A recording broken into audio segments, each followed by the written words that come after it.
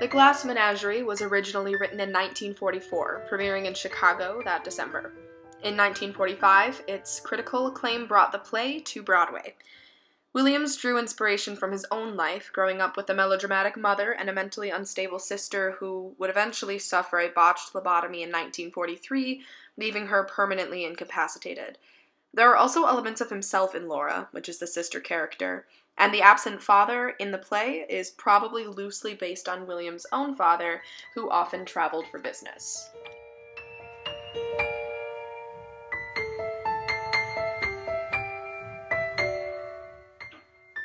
Williams repeatedly stresses in production notes, stage directions, and Tom's dialogue that this is a memory play, so the lighting is creative and colorful rather than realistic. The play reflects a St. Louis apartment where a mother is trying to care for her adult children as well as she can while enduring the economic depression of the 30s.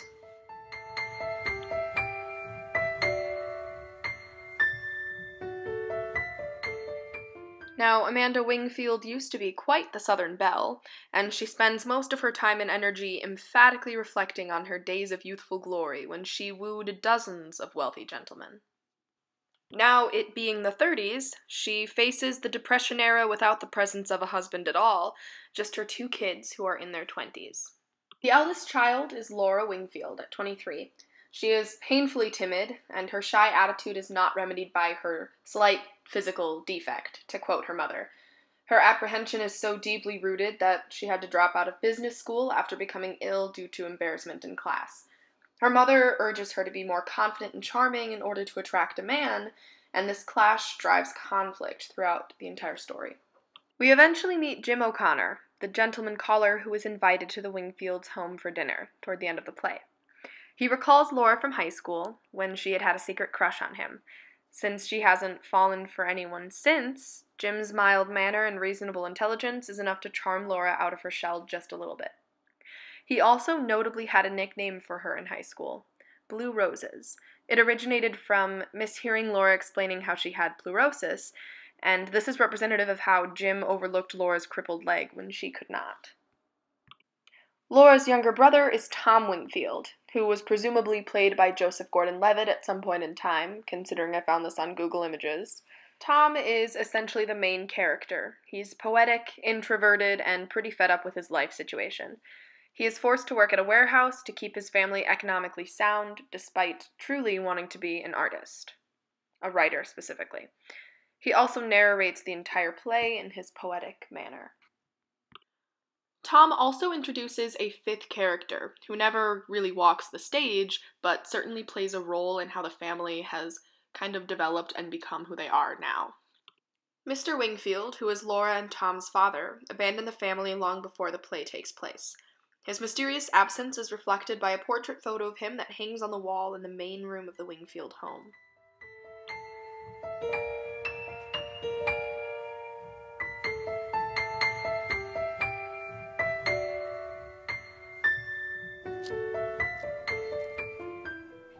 I watched the 1987 version of the film, which is one of the more recent ones. A few people have tried to make films of it, and I thought that overall it was very good. In fact, here is me actually reading along with the movie as I'm watching it, and I'm also reading the original script, and they stay very true to script. They actually don't even credit another screenwriter. They give all the credit to Tennessee Williams because when they adapted it, they changed very, very little.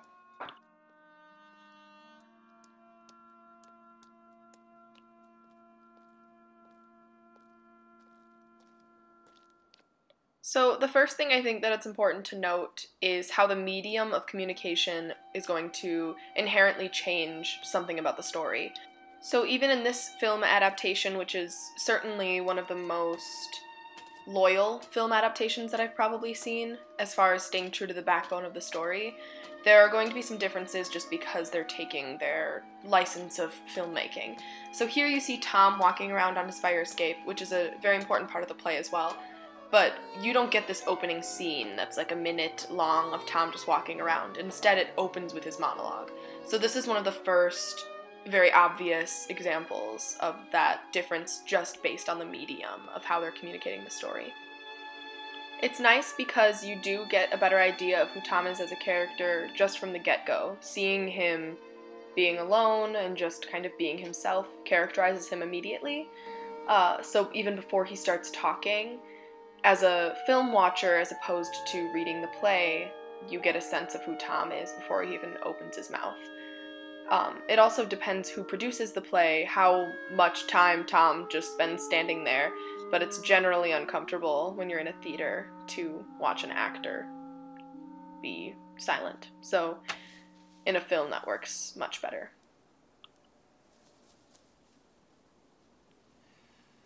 I have tricks in my pocket. I have things up my sleeve, but I am the opposite of a stage magician. He gives you illusion which has the appearance of truth, and I give you truth in the pleasant disguise of illusion. To begin with, I turn back time. I reverse it to that quaint period, the 30s, when the huge middle class of America was matriculating in a school for the blind. Their eyes had failed them, or they had failed their eyes, and so were having their fingers pressed forcibly down on the fiery braille alphabet of a dissolving economy. In Spain, there was revolution. Here, there was only shouting and confusion. In Spain, there was Guernica. Here, there were disturbances of labor, sometimes pretty violent, in otherwise peaceful cities such as Chicago, Cleveland, and St. Louis. This is the social background of the play. So what you just saw and heard is a fraction of Tom's opening monologue, and I only included a part of it because it's very, very long, but I really wanted to include some of it to show his poetic language and also how he is still the narrator of the play and that they keep that narration style, as well as the fact that they keep word for word everything he says. Even though he says, quote, "This is the social background of the play," and we're watching a film, they don't change that. They keep it all intact.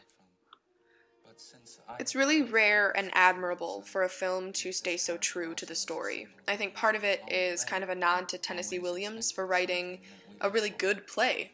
He uses a style that works on stage and on screen, which is really impressive, and also the loyalty to the story that the company that made the film had is also very admirable. With long distances. He gave up his job with the telephone company and skipped the light fantastic out of town. The last we heard of him was a picture postcard from Mazatlan on the Pacific coast of Mexico containing a message of 2 words: hello, goodbye, and no address.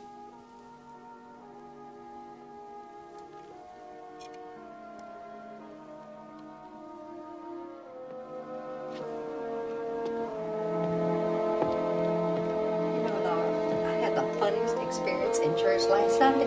The church was full except for one pew way down front, and in that was just one little lady. So I smiled at her very sweetly and I said, "Excuse me, would you mind if I shared this pew?" "I certainly would," she said. "This space is rented."